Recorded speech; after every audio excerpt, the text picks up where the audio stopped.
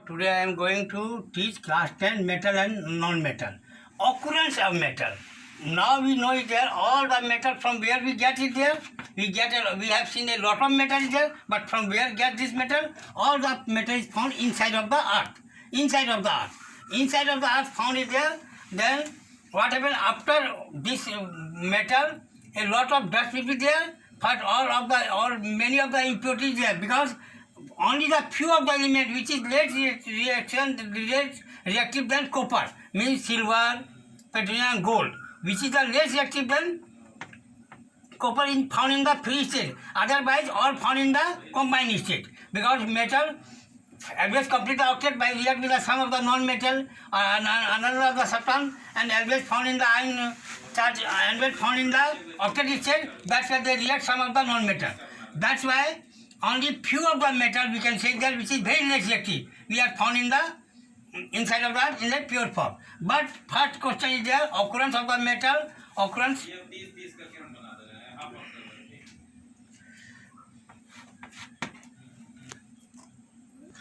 Now we should know what is the mineral, what is the ore. All of the metal which found inside of the earth is known as the mineral. But which of the mineral we get the metal easily and profitably, then it is known as the ores. Which when ask one question, the all ores are mineral, all ores are mineral, but all mineral are not ore. But all ores, all mineral are not ore. All mineral are not ore. Why? It will be said there, because all ores by which we are getting the metal, they are mineral, but all mineral, because many of the minerals we are not getting the metal. That's why it is known as the mineral. Suppose I say one example given that, suppose the bauxite. Bauxite is the, now it is the ore. Now it is the ore. We are getting bauxite, we are getting the iron from the bauxite. But before the 1960, it was the mineral. Why it was the mineral? Now it become the ore? Because we have not the such of the technique is there, how we are getting iron from the bauxite. That's why it was the mineral. But 1960 we learned some of the technique from the Australia, and now what happened? We are obtain iron from the bauxite ore. That's why it is become the ore. So it is very clear, I say there, mineral, by all of the metal found inside of the earth is known as the mineral. By which of the mineral we are getting the metal, separate the metal, that is known as the ore. That is known as the ore. Or now extraction of the metal. Extraction of the metal. How we are getting extraction? Extraction of metal. Now how we are getting the metal from the impurity? Because we know it there, all of the metal found inside of the earth, when found in the inside of the earth, they react with the sum of the non-metal, or maybe some part, what happened is inside of the earth, some mud and sand will be stick on the mineral. So this is known as the gangue particle. Gangue. So gangue part work is there, how we are separate the gangue particle. So first process is the concentration of the ore. Concentration of ore. Concentration of the ore, first we are getting all the ore is there. First what happened? We are making very, it is a powder is there. After that, nature of this or nature of the metal and impurities,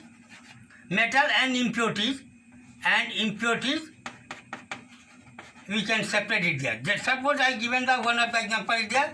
If suppose the metal is the heavy and of the dust particle, whatever is present there, it is a lighter. Then what happened? We are using the floating process. How? Floating process there. Suppose that what happened?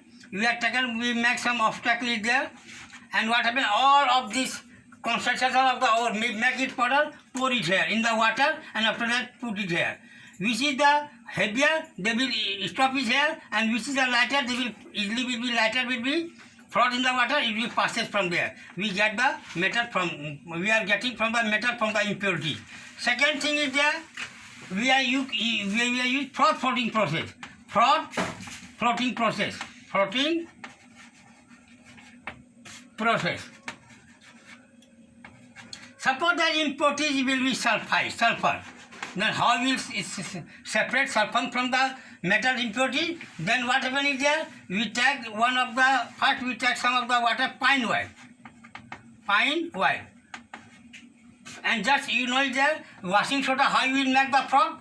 You have taken some of the water and mix some of the detergent, and by rubbing by the hand, what happens? They start to making the frog. Frog means, you understand, fan. They start to making the frog, and same way what happens? Pine oil agitated is there, then make it froth is there. You are given for the concentration of the ore by the sulfide ore, then what happens? Sulfide ore generally stick on the froth, and metal will be going inside it there. After that what happens? All the four we separate it there, dry up, we are getting the sulfur, and metal we are getting it there. So a lot of process is there. We are just using 2 or 3 process there. Now magnetic process. Suppose that magnetic. What thing is? If is a metal or impurity, if anything become the attacked by the magnetic thing. You know what is the magnetic thing? Which attacked by the magnet. Means iron, agnico, nickel and cobalt, iron, nickel and cobalt. Then what happens is there? We are making the one of the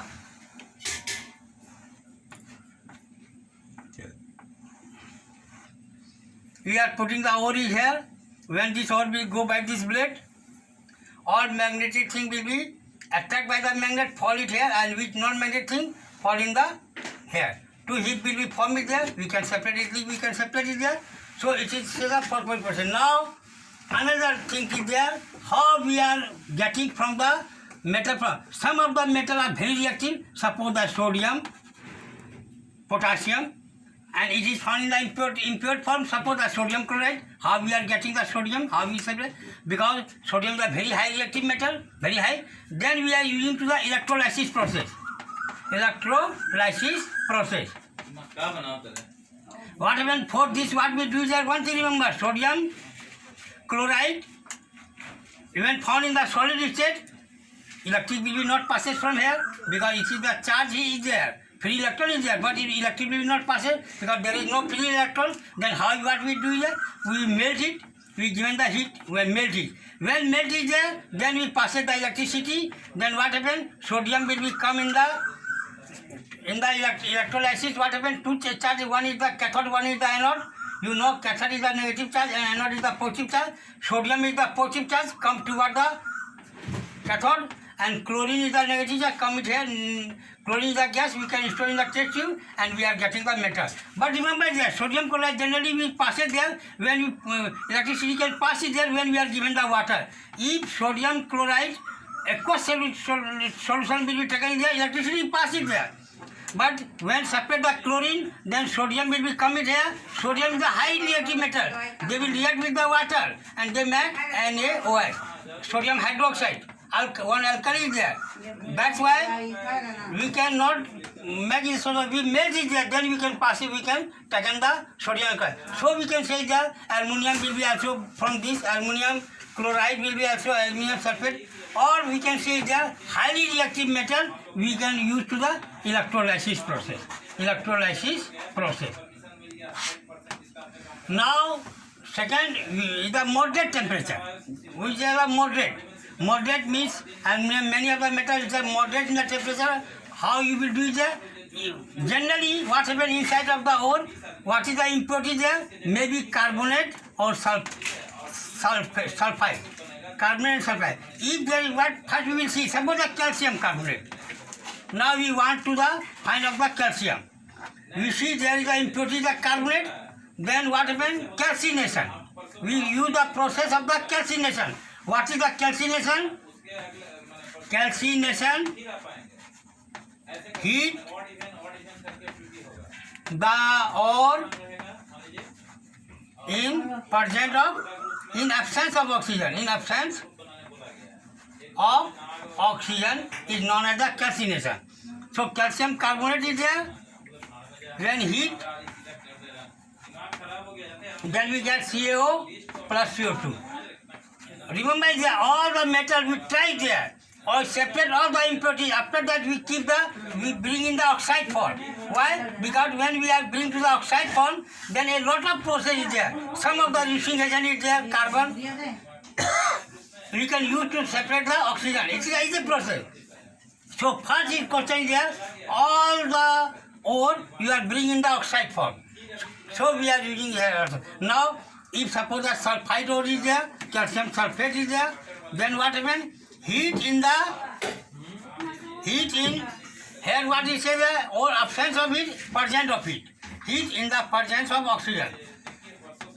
Presence of oxygen. Suppose I given one example is there, copper sulfide. Then what happens is there, we are first roasting, process of the roasting, heat in the presence of oxygen, then copper oxide will be formed and sulfur dioxide will be formed in there. It is a gas come. Copper is come in the oxide form. Generally it is a less reactive metal, that's why when we heat it there, oxygen will come outside. If there is a moderate temperature, oxygen not going, then we are used to the some of the reducing agent. Now two is the reducing agent, one is the carbon and one is the aluminium. We use it to separate the metal from its oxide form. Generally we use the carbon because suppose in the case of the iron, we use to the Fe2O3, we use to the carbon. Why? Because carbon is the less cost than the aluminium. You cannot use the aluminium. But some of the cases we can use aluminium also. But generally we use reducing agent, we use to the carbon.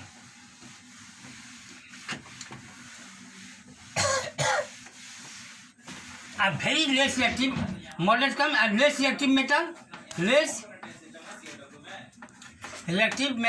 Suppose the less reactive metal, what happens when we heat it there, we are getting.